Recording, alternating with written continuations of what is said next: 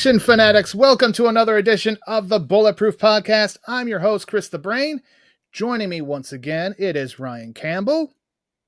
Hello, everyone out there in podcast land.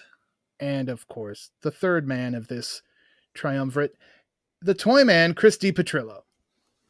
Welcome back, podcast fans. Happy to be back to chat about something that we mentioned last time was on our wish list, and watching it again just makes me wish that we could get it sooner rather than later. Yeah, the Blu-ray wish list that we shared on our last episode when we covered Mission of Justice. A lot of good feedback on Mission of Justice. Not as many wish lists as I'd hope, but that's all right. That's all right. We gave ours, Chris, and I think hopefully by the end of the year, at least one of the movies we chose, hopefully one of those comes true. Hopefully, Vinegar Syndrome, MVD, Kino Lorber, they are doing the Lord's work in procuring the licenses to a lot of these films, and I don't want that well to run dry. I want them to dig a little bit deeper. We've been blessed over the years with, the China O'Brien movies after we were waiting so long for them, the martial law movies, Tiger Claws. So it's time to get some of these solo efforts under the banner. I agree. And, you know who else is doing the Lord's work? We are at bulletproofaction.com because we've got stuff up there all the time. As this drops just yesterday, we celebrated Chuck Norris's 85th birthday with a very special post. Chuck Norris from A to Z. I was not asked to contribute to that one. You were not asked, no, and you will never be asked to contribute to a Chuck Norris Brain special. knew what I would have suggested, what I always talk about, Chuck Norris fighting ninjas in space. Indeed. And Chris, just last week, you covered the premiere of Daredevil Born Again. Yep, an excellent kickoff to the return of the Daredevil character to the MCU. I loved it. I put some minor spoilers in there, so if you haven't watched it yet, first of all, what are you doing? But it is a safe read. It doesn't spoil anything major, but I'm looking forward to the rest of the show. And business picking up with Invincible, Ryan Campbell. You've covered the penultimate episode. This week will be the finale for season 3. Oh man, the penultimate episode was a barn burner. I mean, the back half, the whole season's been good, but the back half has just been like an emotional roller coaster. They've all been great. If you're a fan of really comic book stories in general, but especially if you're a fan of the animated efforts, especially some of the DC stuff that they've done, it's been really well. You will love Invincible. And yeah, it's been a great season. I'm looking forward to the finale. And tomorrow, as this one drops, Matt Spector checks in with one that I've always wanted to check out that I've never seen yet. It's John Stamos in Born to Ride. Have you seen that one, Chris? I have not. For me, nothing is ever going to beat John Stamos versus, was it cross-dressing or transvestite Gene Simmons? Right. Never Too Young to That Die. was, Yeah.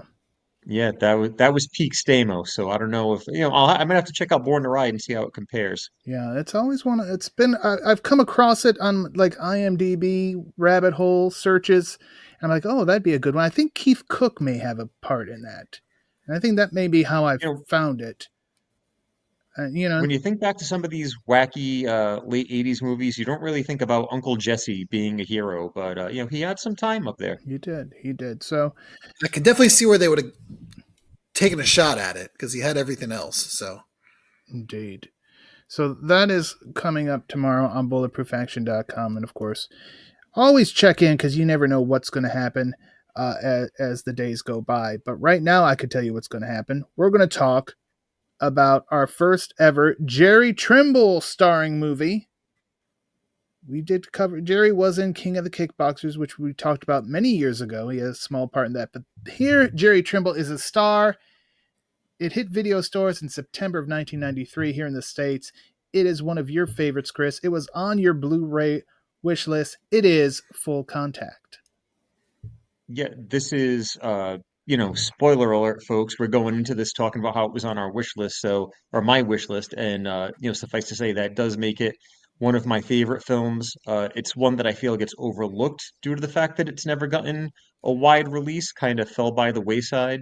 But Jerry Trimble, he was, great as a hero in a lot of these mid '90s movies. Kind of a departure from some of his early breakthrough roles. He was the villainous dad in Breathing Fire Oh with yeah. Bolo Young.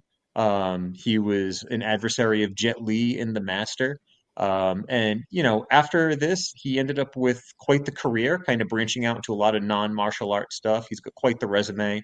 I talked about Jerry a long time ago, covering One Man Army, which was released around the same time as Full Contact. But this film, as we talk about it, if it sounds familiar, if it feels familiar, it's probably because it was. We'll kind of mention that as we go along. But I'm really glad that we decided to sit down and talk about this one. Yeah, the movie opens up. We get some underground fight footage, which was not a rarity in the 90s. There were all sorts of underground fight rings being part of film, and it's interspersed with the opening credits. And, these credits, they're showing off that some of the fighters in this movie, Jerry Trimble most notably, are legitimate kickboxers, Chris. These guys are champions.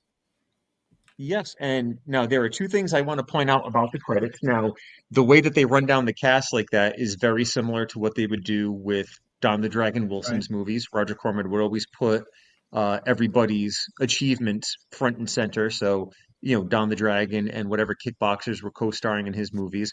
But if you go back and look at the opening title cards to Black Belt, it's basically the same for Full Contact. And not only that, but did you notice Oh, who did the martial arts casting for did this movie? I? Did I? That sad sack bastard Tim Baker.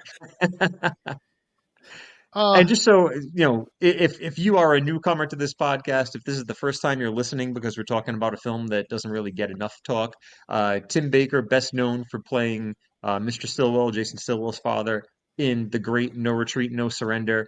So it's not a personal experience that Brain is ragging right on now. Mr. Baker for.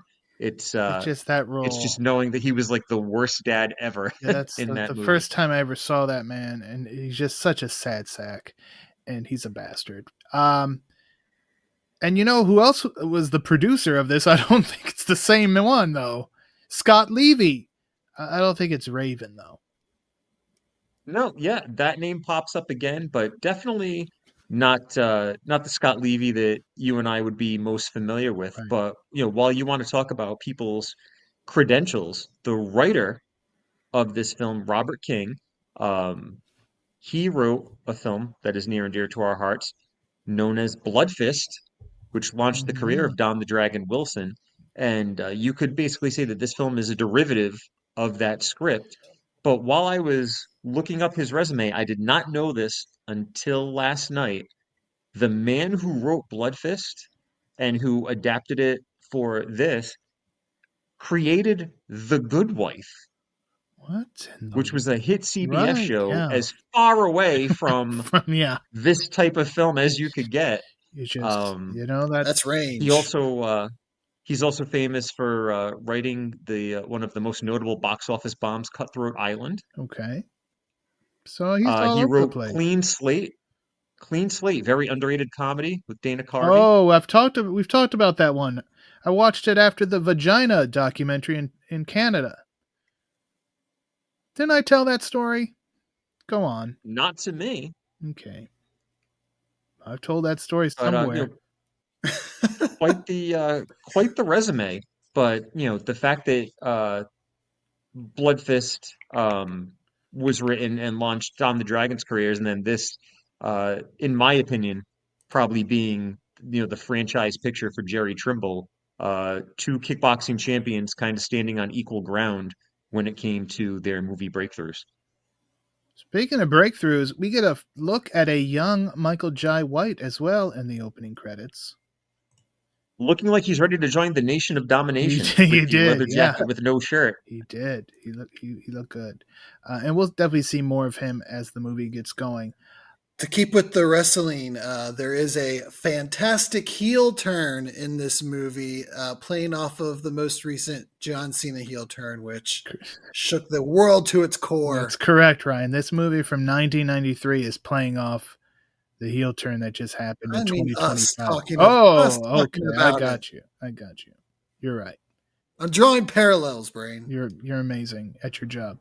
Um, so there's a fight and there's a winner and a loser, as often is in a fight, and we don't really know who these people are at this point, Chris. But we know eventually that the guy who won is one Johnny Powers, not to be confused with the old time wrestler from my neck of the woods. That when I first got into wrestling in the '80s, all these old timers be, oh yeah, like Johnny Powers. I'm like, I have no idea, but that was like the Cleveland Buffalo territory. That was long gone by the Yep. time I was watching. Also not related to Jim Powers, as far as we And know. yeah, that's what I was like. I know Jim Powers. Who the hell's Johnny Powers? He was a Well, this Johnny Powers, he wins his fight, and then he's kind of drunkenly celebrating, yeah, talking to himself. yeah. He's like, these bums, yeah, I kicked all their asses. I love that And bit. Him wandering down the alley is like someone who's never been drunk before, but is trying to act as how they think drunk people act. Ah. This is great. I was like, this guy's kind of an asshole, but we're going to find out that apparently that's true. Mm-hmm. yeah, he's caught off guard by somebody. We never see their face. We basically just see them lurking in the shadows. But he's attacked and left for dead because he is dead after Right. the attack. Right. And it starts off with a who done it. There's another guy who comes up from the other shadows. Yeah, I mean, that dude comes straight out of a box. I was like, what in the world is this alley? This is a world's most dangerous alley right here. Mm-hmm. Yeah, he was living in a And box. we know that the murder was not a robbery because he leaves the bundle of cash that he just won Yeah. behind. So kind of reminds me of that scene in Showdown when they beat down Ken and they take the money out of his pocket. He's like, it's not about the money, it's about respect. He just rips it up. He's just kind of using it to troll him. Yeah. Yep. So you got to wonder, was this a matter of respect, aka the Sabu Rob Van Dam feud? Another wrestling reference for you. He also took his leather jacket, which is just a criminal. Well, not the killer, but Right. the gentleman that was hiding the in the alley. living in a box guy, living in a cardboard Yep. box, Cardboard box. Oh, living in a box, living in a cardboard box. That song, "Living in a Box," as I pointed it's gonna out, be stuck in my head now. I'm happy for it. It's featured in Masters of the Universe, by It the is. way, and the song is "Living in a Box," the band is "Living in a Box," the album title was also "Living in a Box." And as far as you're concerned, you hope that Orko is forever living in a box. Fuck Orko. That's how I feel about him. All right, let's meet our hero, Fresno's own Luke Powers, played by Jerry Trimble. He has hitchhiked his way to Los Angeles, and he's looking to connect with his brother Johnny. At this point, obviously, he does not know that Johnny's dead. But before he can really get going, he's mugged by three guys. They snatch his suitcase. They run off. He chases after him, and we get ourselves a much more action-packed alley fight, Ryan Campbell, because everybody's sober and aware of what's going on, I think. Yeah, this one, again, how many movies we cover where it's just crime in Los Angeles is absolutely insane. And I don't know if it really was at this time or we all were just influenced by movies. But yeah, you can't walk nowhere in Los Angeles. But a fight breaks out. One dude just pulls out some nunchucks all of a sudden. And I just made me think of the classic TMNT line where he goes, fellow chucker, eh? But yeah, they go on a full-on fight. And through that, he meets his friend, the great Marcus Aurelius, who I loved in Gladiator, who plays Pep. You're gonna have to clarify that one, Ryan. Yes, of course. The Caesar that was named Marcus Aurelius that's the joke I'm making there. Yep, it's not the same guy, folks. No, Well, not the I same understood the guy. reference, Not the same guy but from ancient Rome. No. you know there's gonna be someone out there Oh, like, yeah. wait a minute. They're going to What? be very upset. Once the Roman Empire fell, he thought he'd move to LA and give it a go at acting.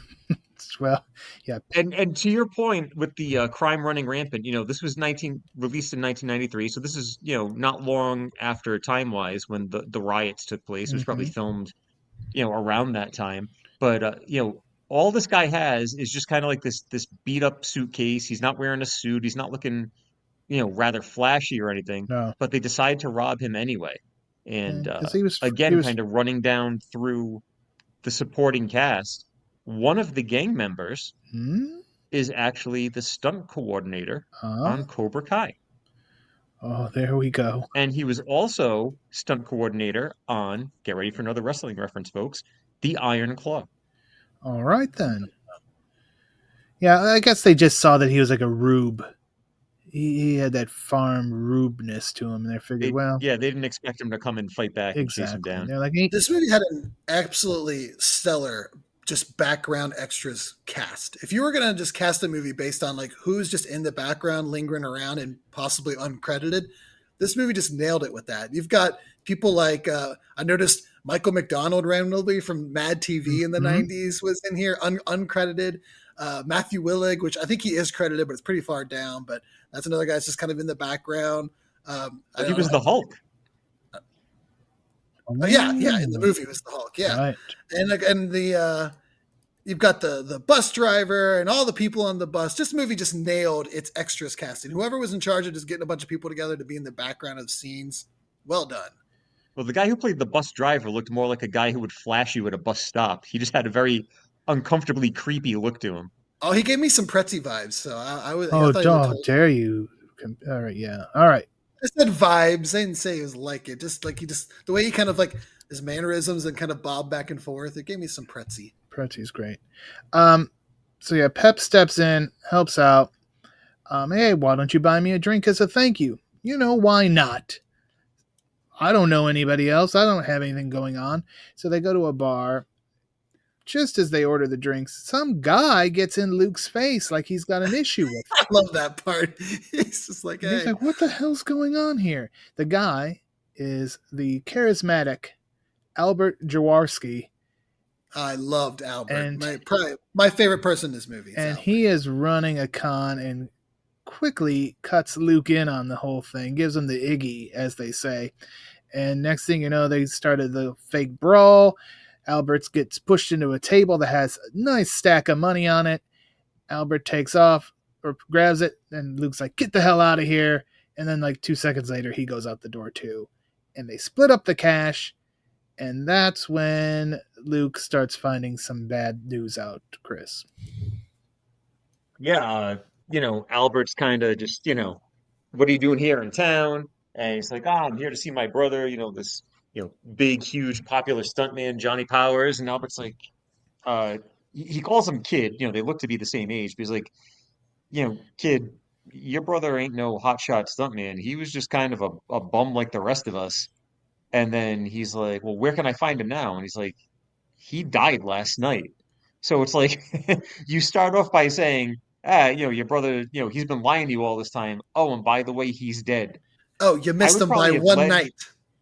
yeah, I would probably have led with the, your brother's, not with us anymore, and kind of left it at that because if he's dead, it's almost like insult to injury to be like, yeah, he's been lying to you. He was a bum, like he's got nothing. Do you think Luke like procrastinated one day not coming, just Oh, being like, ah, wouldn't that eat away at him? oh, you know it. Feeling guilty. Missed I, it by I a do night. think that I do think that the character of Luke, I mean, Trimble was probably I didn't look up his age, but I think he was like maybe like 30, early 30s for this. I feel like the character of Luke was intended to be somebody younger here.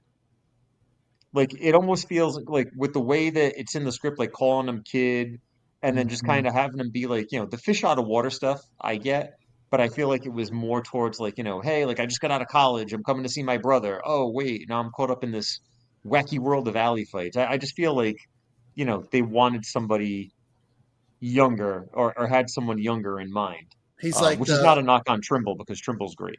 the "What's up, young people" meme with the skateboard in the Oh, back of his Steve neck. Buscemi. Steve Buscemi. Well, to be fair, we also never really got a great look at his brother's like face to really kind of pin if he was Right. looked older or if they were twins or kind of how that worked. Well, Albert, may not have been the most compassionate news deliverer, but he's like, hey, you could crash at my place, because This obviously, place that costs $90 a month. right? People would be dying for rent like that. I don't care how shitty that apartment is. Yeah, You get an apartment for $90 a month, you'd have 8 people splitting the rent with you. you better believe it. And Luke's always like, he needs some time to process his brother's death. Um, so yeah, Albert's like, oh, I'll go to my office, which is the bathroom, but he's still making too much noise. So Luke goes outside to just kind of think, clear his head, and that's when he hears like classical music playing, which seems a little bit out of place here in this urban jungle that he finds himself in. And that's when he sees Tori for the first time, Ryan Campbell, doing a little ballet moves before she flips that tape over. That's right. Tori, she flips that tape over and we start getting jiggy with it. And it's amazing. There's just denim going flinging everywhere. It's fantastic. We've had some hotties in the past few weeks on here on Bulletproof Podcast. Here we go. Yeah, Ryan Campbell's going to have his 2025 Miss Bulletproof Podcast calendar coming out. I think half those search it that you're going to be going over at the end of the year are probably going to be from me. Probably. That's very true. Ryan Campbell is now the president of the Denise Buick fan club. He went out and bought a Buick just because he thought it would help her family out.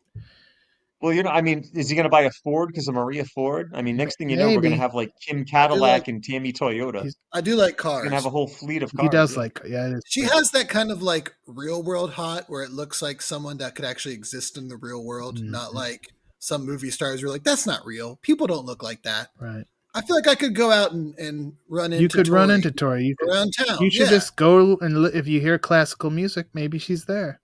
I'm just going to start wandering around alleys until I find someone like her just dancing in an alley to classical music. Might not be a good idea, but you do what you feel is right. I'll be fine. I'll take my nunchucks. No one will mess with me.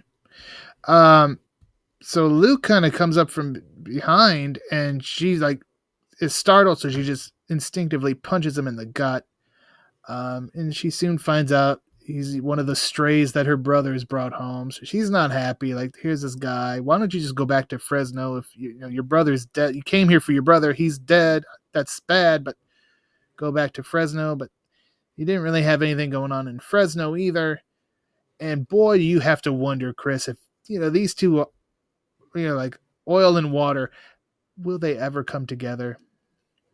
I mean, we're starting off with the sexual tension pretty quickly here.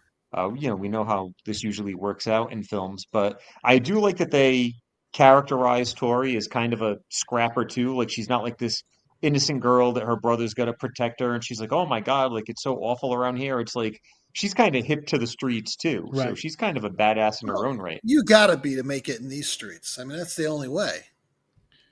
You're right, Ryan Campbell. You're right. You got to be scrappy. Scrappy indeed. There are a bunch of scroungers over there. If you go down to the scrapyard, I hear the guy that runs the scrapyard could get you some Ripple.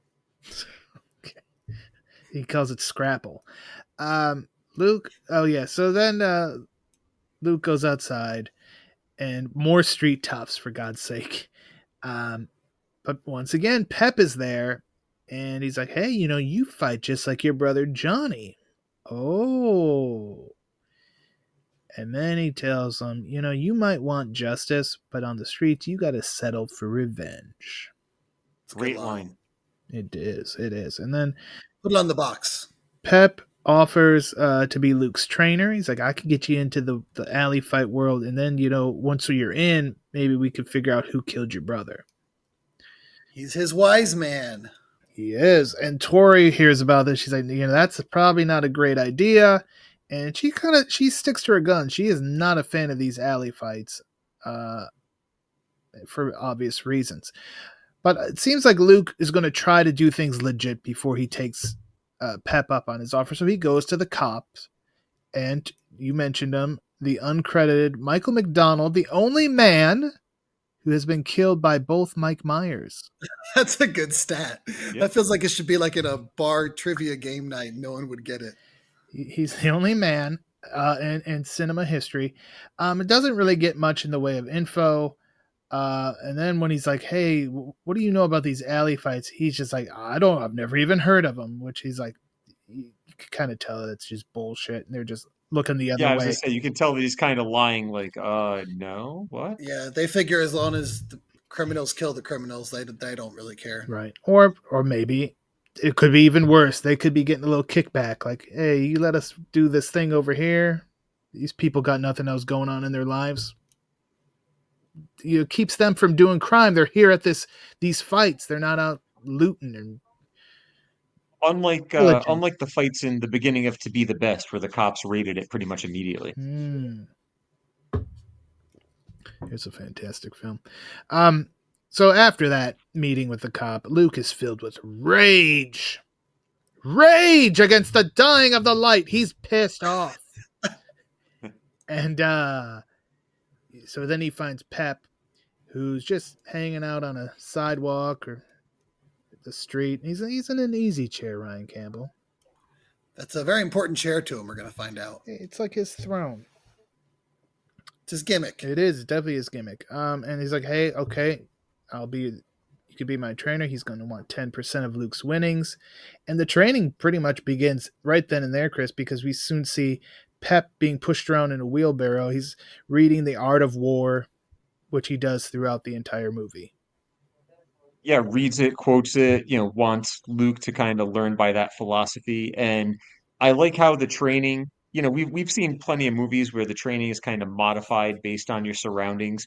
So there's all like these low budget training exercises that he forces Luke to do. Racing the bus, pushing him around, carrying his chair for him, dodging Rotten Tomatoes. Not the movie review site, because if we are reviewing it for Rotten Tomatoes, this movie's going to get 2 thumbs up from me. I think they use thumbs Just over there. This movie basically owns its surroundings. This is a street movie. There's really nothing glamorous about it. I mean, even to Ryan's point with the casting, this is not a knock on Denise Buick or her looks, but if you had somebody that was more model-ish or more leading Like lady-ish, Cindy I don't feel Pass. like it would have worked. Yeah, Cindy Pass, Deidre Immersheen, anyone that we've seen in some of like the other films that we watch, she definitely fit the vibe for it. Like I like the characters, the casting of the characters, and the fact that this is I don't want to say a hood movie because then that's going to make you think of like the stuff that pops up on Tubi all the time. Mhm. But this is like an urban martial arts film. Yeah. I mean, yeah, these people look like if you went to this Los Angeles neighborhood, these people would be living there. It's also just really well written. There's multiple, we'll get into it at the end when we kind of reveal a lot of these things, but there's like a lot of little moments that seem somewhat random at first, and you just kind of pass them off because you've seen enough of these movies and they're all like moments like that. But almost every single one of them comes back later to pay off or have a reason for it. And it's just a level of like foresight and thought in writing that you don't always get with movies like this. So I give them credit for that. One of them being The Art of War. And, I mentioned earlier when Albert walks right up to the guy and starts the fight at the bar. We've seen that happen in movies where someone just randomly starts a fight for no reason, but it had a reason. And that kind of, you see that play out time and time again in this movie, and I give him credit for it. And there's a lot of, not a lot, but there's a lot of like, I don't want to say subtle humor, but just like little moments that kind of breaks the tension up. Like at one point when Luke is doing the training, Pep's like reading like a Playboy or a Hustler or whatever, and he's like kind of like telling him what to do next or whatever like that, and like he holds the magazine up, and like the little kids that had been around, they're like, "Whoa!" And he's like, "What the?" Like and he like pulls the magazine away from them too. He's like, Just throw kind a of like a tomato. couple like, what's that? He says, throw a tomato. Is he supposed to be throwing Yeah, tomatoes at him? yeah. It was back then. But just like little stuff like that. There's like some stuff that happens in the fights that even there's like a little bit of humor there. So it this really, it was different in that it never tried too hard to be something else, and that's what really makes it work. Yeah, he also wants that magazine to have a scratch and sniff feature. But we'll get to there. Oh, that's right. So after his first day of training, he's like, "Oh, we're going to check out the alley fights. We're going to see what you're going to get into." But it's not. It's ladies' night, so the ladies are in action. Luke decides, "Hey, maybe I should ask about Johnny," and is quickly told to watch out. Do you think HBK was there for Ladies' Night doing some scouting Maybe for NXT? he could have been. That's the best ladies division in wrestling right now. He likes his women's roster, I'll tell you that. Surely does. The next morning, it's when we start what becomes a bit of a thread in the movie. You're going to attempt to race a bus, Luke. And here's where we get Ryan's favorite, it's probably his second favorite character, the bus driver. Oh, he's amazing. You can tell that this guy's life is probably not what he expected it to be, but at this moment, he gets a little chance to live out his dreams. He's on the raceway and he just eats it up. He's enjoying this little moment. He's pretty proud of himself too when he wins this first race.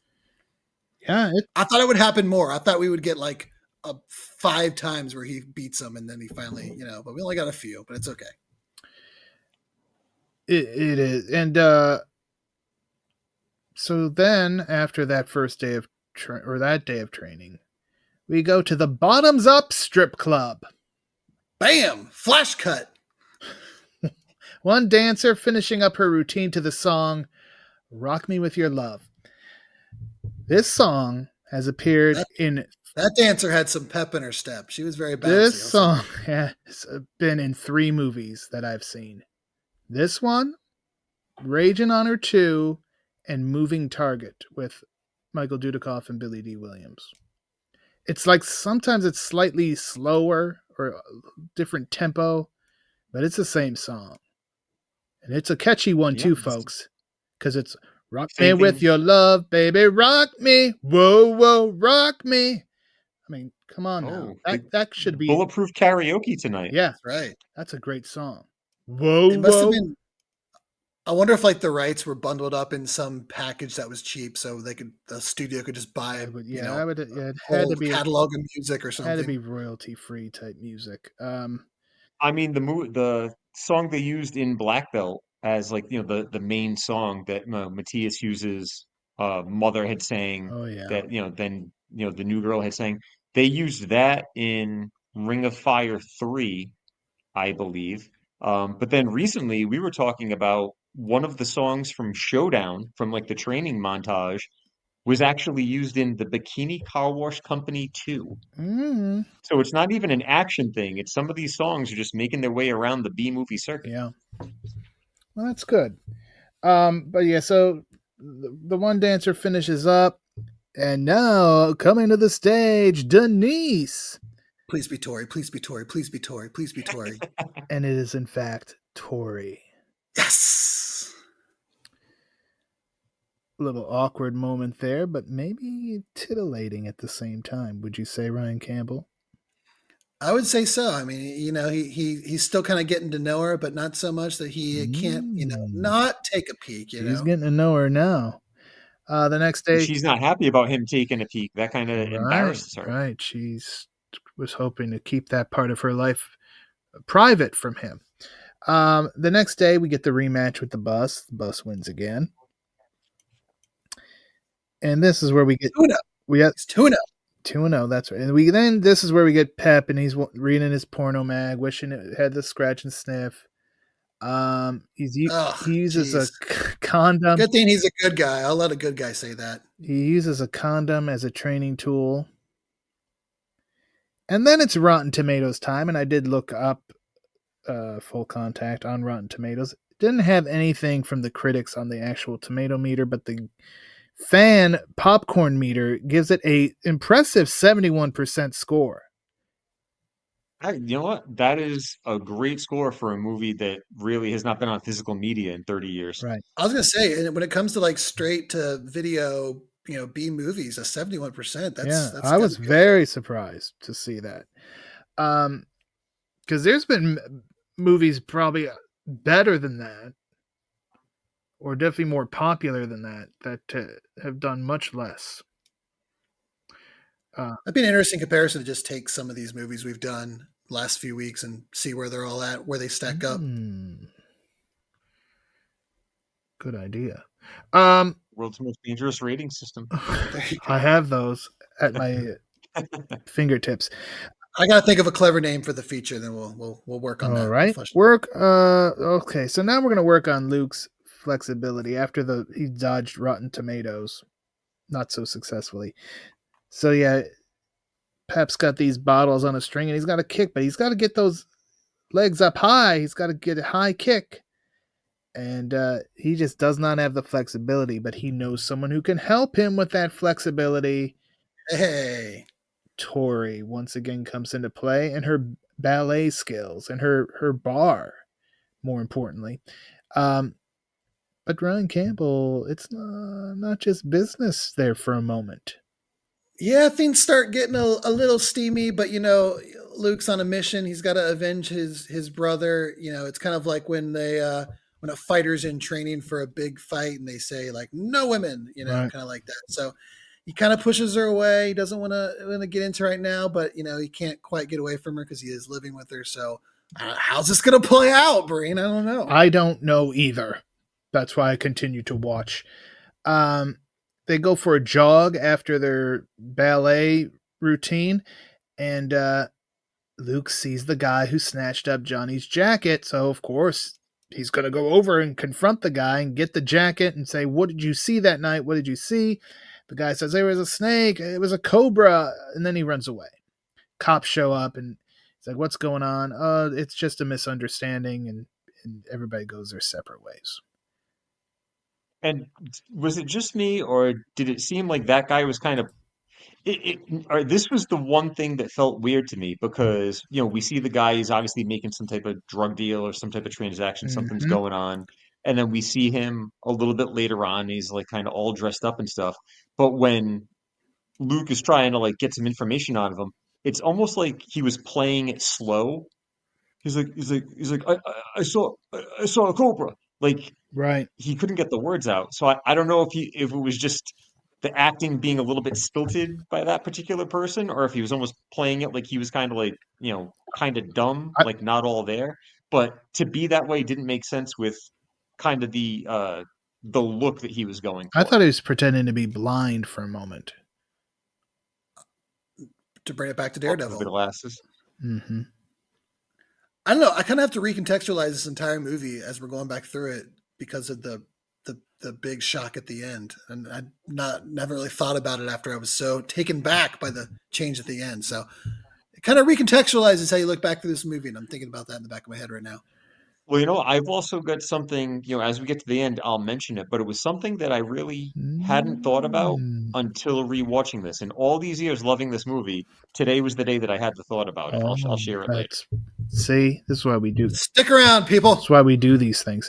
They're back to the bottoms up club, and now Luke finds himself kind of being the unofficial security guard when somebody tries to get a little too fresh with Tori or Yeah, I Denise, mean as she may be he known. maybe goes a little bit too far. I mean, you can you maybe like set an example, but you can't just knock them out cold. You want to keep them where they can still buy booze and Mhm. everything. You just kind of you buy them a drink, you rough them up a little bit, but you don't just knock the guy out. Yeah, he didn't go to the Dalton school of bouncing. That's right. Uh, Well, it was better than in Blood Fist when Don Wilson just randomly jump kicks the light out because he's mad. oh, down the dragon. We go back to the training, and now Luke can kick the bottles. And he's like, "Hey, Pep, do you know anybody named Cobra?" Nah, no, I don't know anybody named Cobra. Okay, but you know what I do know? I know someone named Cobra. What the hell's going on? You freaking reptilian Popinjay over there. Listen, he does know it's time for some sparring. And who better to spar with than our boy Albert? Yes, it's been too long. This is like the portion of the movie where we don't get enough Albert, but I'm glad he's He's back. back, baby. And at first, Albert and Luke are just kind of going through the motions, not really not what it's not what Pep wants to see. So then Pep has an idea. He goes over to Albert and says, "Hey, your boy here fucked your sister this morning." And now, Chris, Oh, it's a he different gets pretty yeah. explicit with it. It's a okay, yeah, he does. If you want to share, do you have that committed to memory? Something he pumped her so hard he's dry or something like that. Yeah. Something along them lines. Mm-hmm. Which isn't something you say to some girl's brother. No, you don't want to hear that. You don't want to hear that. But now they're sparring like they mean it, Chris. Yeah, now they're not pulling their punches. This is not a baby face match now. Now there's actually Right. some stakes to it. But It's unsanctioned. Even more awkward than these two being forced to fight is the way that they apologize to each other. That's right. Back at home, He just steps into his this office. is my note. Back at home, these out of context notes are perfect. Back at home, Albert and Luke make up in the shower. I mean, you talked about this apartment and how much of a deal it is. It's also got a pretty big shower, apparently. Well, they make up in it, and everything's good between Albert and Luke. Once again, he says, "No, I didn't fuck your sister. That he just said that to get a rise out of you." Uh, And then Albert's like, "Oh yeah, come over here," and he yanks him right into the shower. That's all he needed to hear. uh, and now we get the third Bus versus Luke matchup. Will the third time be the charm? He wants that bagel. He's going for that bagel. And the answer is yes. You better believe it. Luke outruns the bus, gets a bagel that has problems. But it's all And right. then the bus driver went home and killed himself. Wow. I didn't know that. He was pretty defeated. He still was up This was the best part of his day at this 2-1. Should have at least demanded like a best of 5 or something. I don't know. But all this is done now. That's great. That's the momentum that he's going to need, Chris, because we're going into Luke's first fight now. Yeah, the alley fights that actually take place in a warehouse, not really an alley, Near an alley. Yeah. near an alley. Which if you look, it's actually where Pep and Luke had their little sparring session. It was the same set, so I guess somehow they have access to I was where going to say, the yeah, alley fights they were. take place. I did notice that as well. That's a great segue into one of my observations that I made about this. Is this feels like the Disney Channel original movie of martial arts films. And anybody who kind of grew up as us millennials around that time kind of will get what I'm talking about if you've seen this. It has a lot of similar like shots and angles, lots of like tight close-ups with like kind of weird angles, the way the characters all kind of over emote the entire time. Only a few sets. The entire movie takes place at like 2 different places. It feels like a Disney Channel original movie. I mean that in all the best ways. First one ever with alley fights and a strip club involved. Right, but with cursing, tits, and fighting, Right. All the things that those Disney movies were missing. Right. Which is why I never watched any of them. All right. There's a $5,000 prize if you make it through the entire. You have to fight. I think. Now I'm just thinking about if Brink had tits in it, and that would have been awesome. Okay. Luke is more concerned about finding his brother's killer than this prize money, but it's a nice little bonus. The fighters are brought out, and that's where Lowball, who is Michael Jai White, welcomes everyone, and they kind of just randomly pull names out of the box. It's like the lethal lottery, Chris. And we get to see Albert, Ahmed, Lee, and Black Eyes pick up victories, but it's time for Luke versus the Hulk, who unfortunately was not played by Gary Robbins. That would have been amazing. That would have been the perfect comeback. That's true. But the Hulk was a giant because the man known as the Hulk here in Full Contact went on to be a part of Young Rock, playing the Andre the Giant, the version of Andre the Giant that they used in that show. That is right. There you go. So now Luke's got to take on this giant. He gets a pep talk in more ways than one. And goes out and gets his first victory. So now there's a big celebration because Albert won his fight. Luke won his fight. The apartment is rocking. There's people jammed in there. $90 apartment. They are jammed in wall to wall. So Luke has to step outside, get a little air. Tori is there, and Ryan Campbell. One thing leads to another. Yeah, it kind of starts out, she's kind of sulking, kind of giving like a little, I don't know if it's like a hard to get or just a little pouting. They kind of share a moment. She's a little worried about him getting too deep into this thing and what it means for them.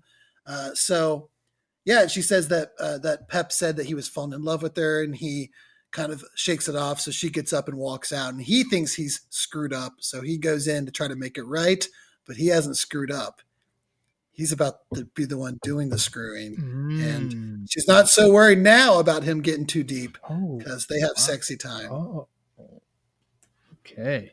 See how I brought it back to the deep name? Deep indeed. That's right.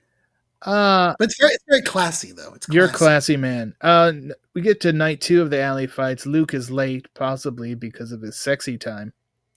Pep is pissed, and we'll see that play out again.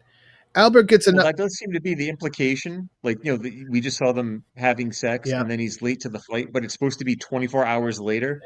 all night long, maybe a little So, longer. Now they have an alternate schedule. These fights happen at 8:30 a.m. It's true. These people are all out of work, so Right. what's it matter? Albert gets another win, possibly due to his onion breath. And then we yeah, he's eating an onion like an apple the whole time, preparing. Indeed. And then we get Luke against Lee. And this reminded me of the sword guy in Raiders of the Lost Ark who does his whole routine. He's like, look at me, all this. And then Indiana Jones just grabs his gun and shoots him. Classic. That was this scene right here because Lee's showing off all his martial arts abilities and kicks and this and jumping around, and Luke just hits him with one punch and knocks him the fuck out. There's another fight in a movie, something more along the lines of, a movie like this, where there's a guy doing like kind of like all like the flashy form and dancing, like, well, I'm gonna kick your ass. Then he takes one shot and he goes down for the count. Was And that I like Never cannot for Back the life of Down? me. Was it Never Back Uh, Down? I believe it happens in Never Back Down, but that's not what I'm thinking of. Like that one's more mainstream. I'm thinking of like like a 80s, 90s movie. Oh, gotcha. Well, Bloodsport kind of has that moment. It's a good gimmick. It's It- like when you make fun of the kind of joke babyface and lure him into a match as the champ, and then all of a sudden he pops off and has a good solid like 4 minutes where he scares you. Mm-hmm. That's a good gimmick. I love it. Well, after the fights, it's time to go back to the Bottoms Up Club. And Tori was kind of sneaking around and not sneaking around. She was just kind of asking around at the fights the night earlier. She's got connections. You don't spend that much time in the streets without making some connections. And she's like, well, I did find out that Cobra is a gambling term for like the favorite. And I'm like, what the fuck? That doesn't seem accurate. But then they're like, well, who's the favorite in this thing? And it would be the big Ahmed. So does that mean he's the killer? I don't know. But she also does mention that people really hated your brother. And you're kind of an outsider, just like your brother. And that didn't end well. So maybe you should let this all go. Again, she's very concerned, especially probably more so now that they've really made this connection. She's in love. Yeah, she's seen her brother go down this road, and she probably doesn't approve of that. But like, it's her brother. You can't really control it. Now she's seen this person that she has a spark with going down this road, and she knows she could lose it all in one night. Indeed. And we go to night 3 of the alley fight. It's Luke versus Black Ice now. Ooh, he's slippery. Watch out. And during the fight, Luke spots the guy who had the jacket, who saw Johnny get killed. And he's like, he's distracted, and it's evident in the what's going on with the fight. So he goes over to Pep. It's like, hey, that's the guy over there. He's the guy who saw Johnny get killed. So you go look for him. I'll finish off Black Ice. I just thought of. I just had one of those moments again where recontextualizing this movie. So when the fight's over, Pep comes back and says, hey, I didn't get to say anything to him, or he didn't tell me anything, but he said he'll tell you. We got to meet him at this address tomorrow at 10. They go there the next morning. And what a gruesome sight, Chris. This is probably the scene that really didn't fit. We've seen the street fights, and I mean, even the death that sets off the whole plot of the movie, the death of Johnny Powers, wasn't this grisly. But we see this guy, Manolo was the name given Yes. to the character. He's basically disemboweled on his kitchen table. Like his chest is ripped open. There's blood, there's guts, there's everything. Like this felt more like a horror movie killing than something you would see in a street fight martial arts This movie. is the scene that really felt like the Disney Channel original to me. This is the Halloween Town part of it. So yeah, he dead. So he's not going to be telling Luke anything at this point. Night 4 of the alley fights. It's Albert versus Ahmed, and Ahmed is, he's the favorite for a reason, and he is kicking Albert's ass. But Albert is just too proud to just give it up, so he just keeps getting up and keeps getting knocked down. And to the point where he's done. He's done. Ahmed points to Luke, tells him he's next. Albert ends up at the hospital. He's in a coma. Not looking good for our boy Albert, Ryan Campbell. Yeah, and sadly, and then eventually, when Luke gets there, Tori's of course there by his bedside, and she gets up and just walks out. And it's not. I don't think it's so much that she's mad as much as she can see it all kind of slipping away, and she knows that no matter how much she wants Luke to probably step away too, he's not going to do it. So Luke leaves the flowers on the nightstand and then goes out and tries to talk to Tori, a little bit, but eventually there's only so much he can do. He's got a mission. He's got to get back to it. Well, Pep's like, hey, I need to talk strategy. He's like, nah, I got to talk to Tori. And then, yeah, he ends up leaving after his talk with Tori, just contemplating life, I suppose. And Tori notices what appears to be Pep visiting another patient at the hospital. But we're not quite sure, Chris, because they're behind the curtain. Yeah, the plot thickens. Going back to visiting Albert though, it it almost feels like he's in a coma. Now obviously timing, we've talked about the timing of statements and stuff like this before. So it's like, Pep's worried about the fights and everything while Albert's literally laying there half dead after what just happened. But then when Luke brings like flowers for him and stuff like that, it's almost like the way that he's treating it is like, I'm never gonna see you again. Like, I'm bouncing out of town because he's like, like take care, buddy. It's like he's in a coma. It's not like get well soon or Right. we're all fighting for you. It's almost like, all right, well, you're of no use to me now. Mm-hmm. Isn't that the way? Well, it's almost time now for the big fight. Ahmed versus Luke. But back at the hospital, a nurse is like, "Oh, your brother's stabilized, but it's still going to be a few days until we have a prognosis. So why don't you go home and get some rest?" So she gets up to leave, but she finds herself going back to that room where she believes she saw Pep. And that's where she sees the guy in the bed, and he has a cobra tattoo. Big G.I. Joe fan. Not that logo.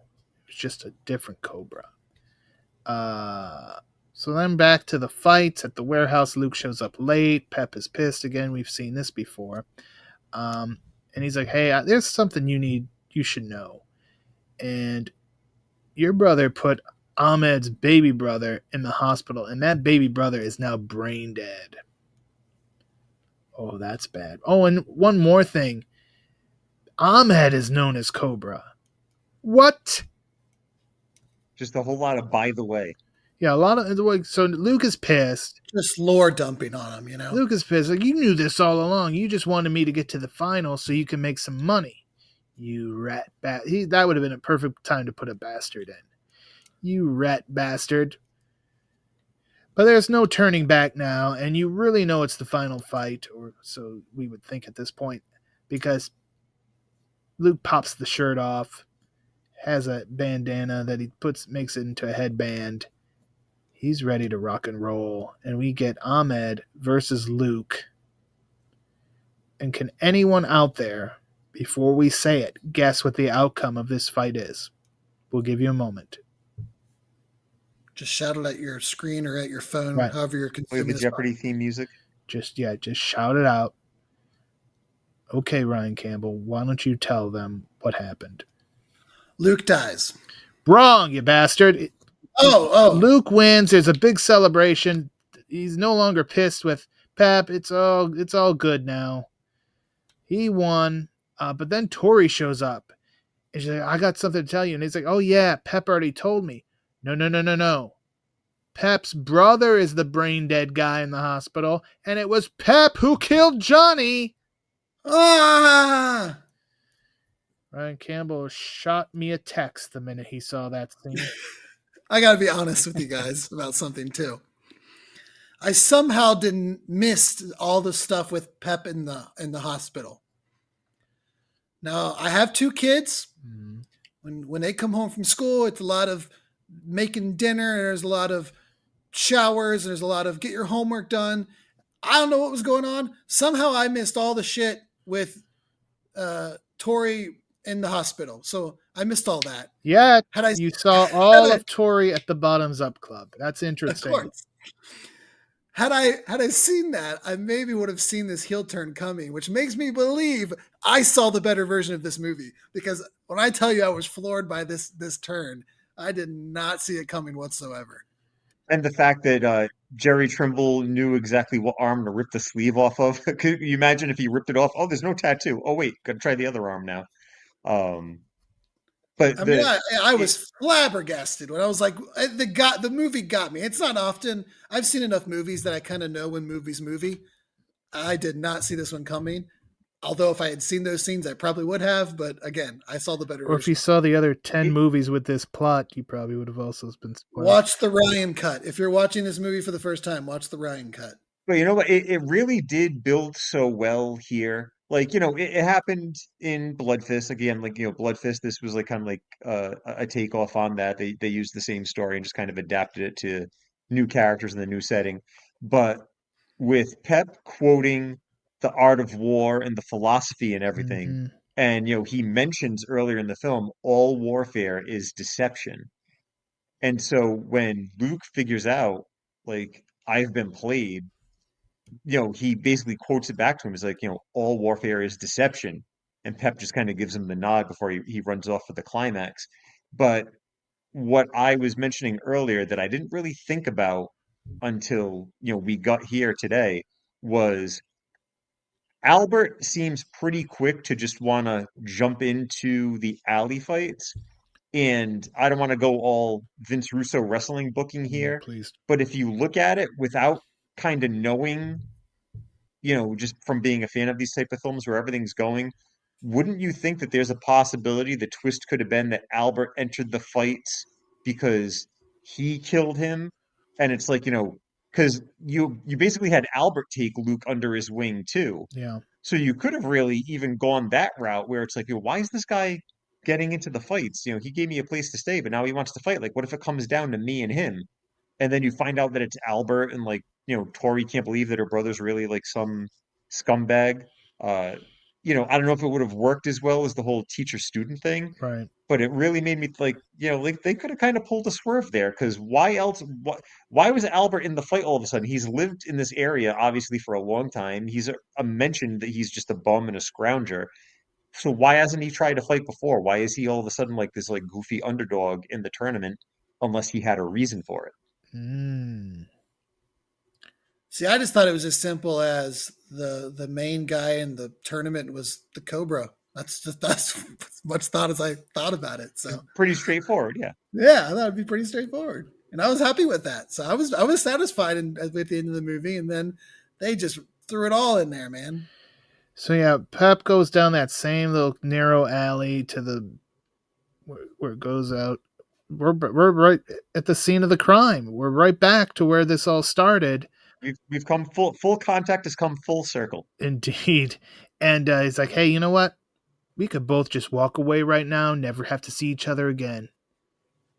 What's done is done. I liked that. I that before you just jump right into like the whole final battle fight to the death. The fact that he was like, yeah, like I hated your brother, but I actually like you. Yeah. Like it does not have to go down like this. Like you and your brother are two different people. Like, and obviously we would not have had, the final fight if it went that route. But that was a nice little twist on, the evil character, the final boss, whatever you want to call Pep at this point. The fact that he was like, no, I don't want to kill you. It's not about you. It was about your brother, but that's it. Like, I made some money off you. I'm happy with that. Just walk away. Yeah, but because he said if you don't, otherwise I'm gonna have to kill you. And Luke's like, unless I kill you, but he's like, but I'm the one who trained you. I'm the one who taught you everything you know. But he didn't teach him this. It's an old farm saying, eat shit. Still not as good as the sleepaway camp quote. Eat shit and die, Ricky. Eat shit and live, Bill. Right. Hey, Pep, go fuck yourself, is what he should have said. Yeah, should have been said. To bring it back to the John Cena heel turn. They got me twice this week, Brain. You got. I got God. I'm not seeing it, man. I must be getting old or something. This week is going to be extra interesting because we have plans with Mr. Cena, so Zach is Yeah. probably going to have I saw quite the I conversation saw a little with blurb. I him. didn't read it, but he got a little heated on it. He was interviewed this week, Mr. Cena, and may have gotten a little heated. Oh, really? He did another podcast? I'm sure I'll hear about it Yeah, when we see him this I week. saw the blurb earlier. I did not click on it. But there you go. There you go. That should be a fun time for you. So now we get the real final fight because it's Pep versus Luke. Pep is shit talking Johnny the whole time. Like, oh, he was crying, he was begging for his life. Ah ha ha ha. Then when he stopped shit talking? When he ended up with a pipe in his abdomen. And points to the effects team. It's not just a pipe in the abdomen. Blood is like running out the end of the pipe. Of course. Yep. It was almost Amazing. like let off some steam, Bennett. And Is all I can think is if akin to that. it would have been great if he would have reached up and just turned the little red valve And at it the top to stopped. stop it, Yeah. and then had like Stop a great bleeding. one-liner. But props for them, and again, perfectly fine to just stab him, and then he just goes back into a wall and falls down with a pipe sticking out. But they went the extra mile, and you got a nice steady flow of blood coming right out the end of that pipe, and it's a long pipe. It's like a good 2.5 feet, so it looks almost comical with the blood coming out the end. Good stuff. Good stuff indeed. And credits roll. And now, final thoughts. We'll start with you, Ryan Campbell, since this was your first time watching. I really enjoyed it. All the characters were like really well thought out, and again, written really, really well. All the actors. This is one of those movies that just seems like they had a good time making it. They might not have, but it just seemed like everyone was having a good time. Some standout performances, like I said, I really liked Albert. Like you mentioned, Brain, how perfect Denise was, or how Tori was perfect. Yeah, I mean, I really enjoyed it. Again, really well written. There was payoffs for just about everything that they introduced. No wasted time. It was a nice, easy, quick watch. 2 thumbs up for me. Toyman, I know you love this movie. I mean, as the person who suggested it, I'm very glad that Ryan Campbell enjoyed it. I know you had seen it ages ago, Brain. Per your Obviously we'll get your suggestion, final yeah. thoughts in a moment. Yeah. But we always joke about what a big fan I am of Don the Dragon Wilson, but I'm a pretty big fan of Jerry Trimble. I talked about One Man Army years ago. Um, when I was a kid, I talked about it earlier in the show. I I don't know if it was because I grew up being such a wrestling fan, but he really does remind me of Owen Hart, not just with the looks, but even just kind of like that, like just that good old boy personality.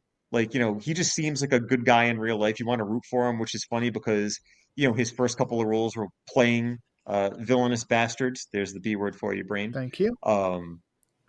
But it might be sacrilegious to say this because I always get razz for how much I look up to Don the Dragon and love his filmography. I like Full Contact more than I like the original Blood Fist.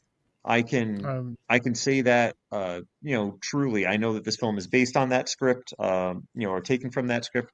But this is one of those films that just from the moment I taped it off TV, it was like, every couple of months gonna watch Full Contact again. Just like a just steady enjoyment, never got sick of it. And it's the film that made me think, Trimble could be like the next guy to get like some type of franchise, Mhm. something like the Blood Fist or the Kickboxers or something. Obviously, he's moved on to have a huge resume. I mean, a couple of years after this, he was in Heat with De Niro and Right. Pacino. Right. I mean, that's quite a jump. I've interacted with him briefly online, years ago when I did the One Man Army review. He reached out and personally thanked me. And maybe this podcast will get back to him. Maybe, we could actually get to pick his brain on some of these movies sometimes. But, this is one of my favorite films. This is one I mentioned it last time on the Mission to Justice podcast. I really hope we see some type of Blu-ray, 4K, whatever they can do for this, because I don't think that this film should be one that falls by the wayside. Right. I think that this is one that fans of these types of movies and fans of our slate really needs to see. I would agree, and yeah, I agree with you as well. It's better than Blood Fist as far as I'm concerned, and I think part of it is that is to Ryan's point, all the other characters, all the supporting characters are superior, and that makes for a better film overall. And even the art of war, tying that all in and gives a it gives motive. I guess it gives logic to everything that goes on in the movie. Yeah, it's more than just they thought of like what would be a cool fight scene, Right. and you get that sometimes, especially when you take movies that feature, they had the opening credits, and I thought that too. When it's just 5 or 6 legit kickboxers with these credentials, like, oh, okay, it's going to be, a loose plot that just connects a series of fight Right. scenes where the choreography is really impressive, and that's fine. But they kind of went that extra mile, and they like really wrote out the characters and developed, and like you said, teased a lot of things and paid off on it. It was really well done. And And I love the subtle things. Like I mentioned the subtle humor, but so like we mentioned how Michael Jai White was here, was not yet Michael Jai White. He was still on the come up. But he's basically just the host of the fights. He never gets physically involved. But anytime someone gets like bumped into him, he like shoves them away or like kicks them off, and you can just kind of see him mouthing like, you're like, motherfucker, like get off me. Like he's just like a badass without being front and center. I always thought that was really funny. And I love the fact that he has the Pepperidge Farms guy as his assistant, just the old guy running around going like, "No more bets, no more bets." yeah, Oh yeah, that was Bert That guy was, Sugar. yeah, yeah, yeah, he remembers. yeah. Yep, yep. That guy was entertaining for his little bit of screen time as well. Again, yeah, that's what makes it. Is it's all the little details that make this one. The things that you can control when you don't have budget, all Mhm, those kinds of things. mhm. So definitely was glad to rewatch Full Contact, 1993, with Jerry Trimble, and we got to check Jerry Trimble off our list of action heroes that we haven't covered yet. So And did you guys follow it all the way to the end of the end credits, or did you pretty much turn it off? I believe I turned it off before it Yeah, I was don't think over. I Okay, did. so I No. mean, it's not like there was a There's a Marvel Cinematic post-credit Universe scene. thing or anything. What's that? There's a Jerry Trimble cinematic universe tease at the end. Yeah, no, There's a credit scene. You see like his brother's hand twitch. He's not dead after all. Pep Yeah, comes yeah. out of like sewage and says, "I'll be back." Well, there is a quote because the part where Oh yeah, Ahmed no, there looks at is. him It in the says, alley fights, "You're next." I did hear that. yeah, yeah, he goes like the "you're next," and it's almost like, are we getting a part two? Like, are we Right. hinting at something? Like, what's going on here? I did hear that. I think Because he doesn't. I left the room, but I heard. I'm like, what the what? And then it was moved Well, on. because he doesn't kill. So he's been led to believe this whole time that Ahmed killed his brother. He's got this rage. He was punching stuff in the alley. Like, Right. he's dedicated his life for this. And the way that the end fight ends, it's almost like the end of the Karate Kid, where it's like he just beats him and everyone's lifting him on his Mhm. shoulders, and the score starts playing, and it's like the jazzed up, like, motivational version and stuff.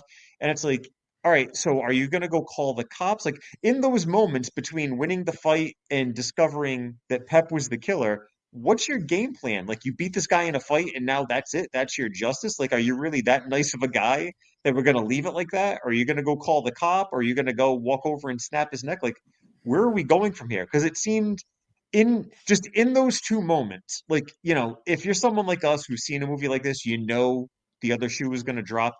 but in those 2 minutes, it feels very anticlimactic. Right. It's like you've been fighting your way through, your friend is in a coma, your brother's dead, and you just win with a spin kick and you're good. I got it. He joins the World Crime League, which means Luke can then hook up with Buckaroo Banzai, and we finally get both sequels together, walking down the LA River. It's perfect. There you go. What if Luke joined the World Crime League is coming from Ryan Campbell. No. Luke doesn't join the. Ahmed joins the Oh, World Crime Ahmed, I League. apologize. He's alive. Luke joins Buckaroo Banzai. Right. I'm sorry. My apologies. Come on, brain. Jeez, Pete.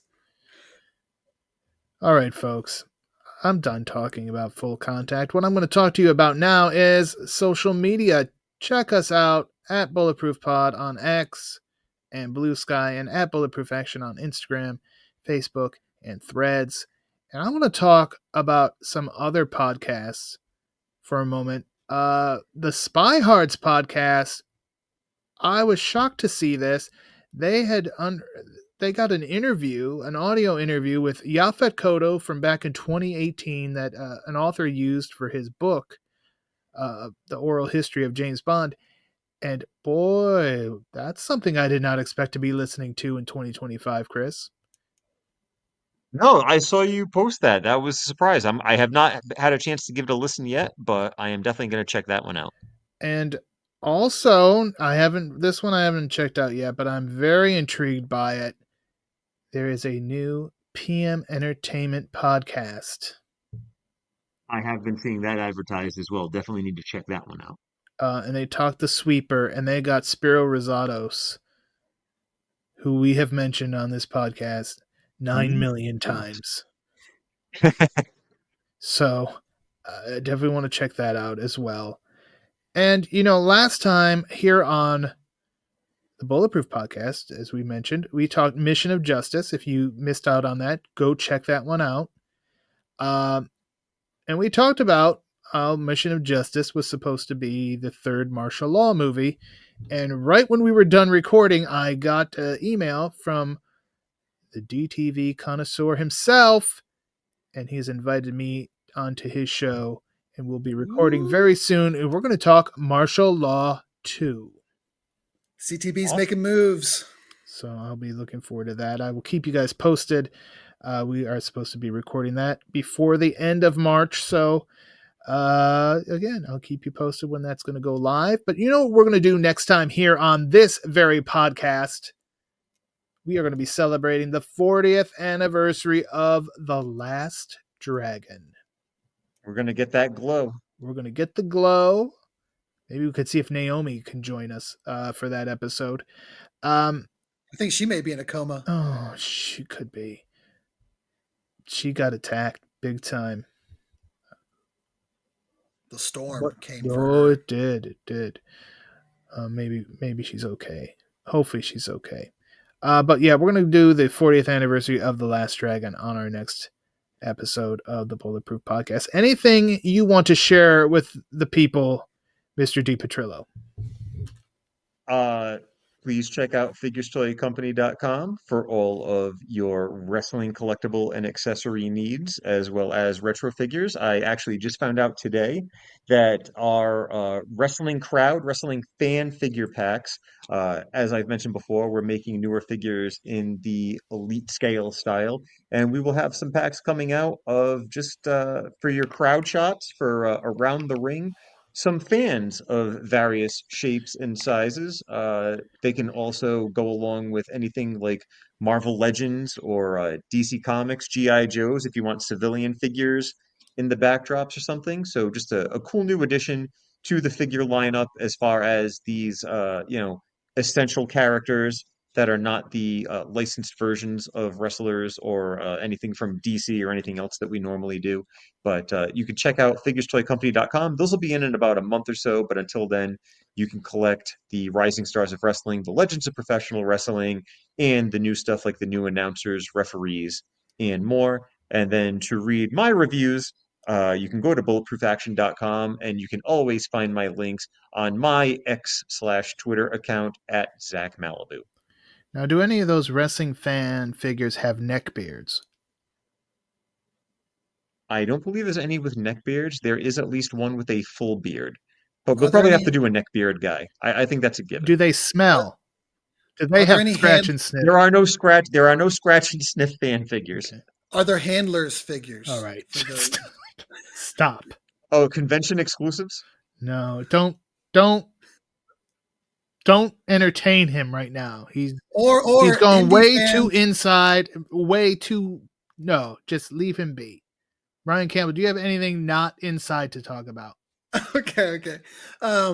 Yeah, so tomorrow should be up by the time you see this. I'm going to be seeing Mickey 17, the new Bong Joon-ho film.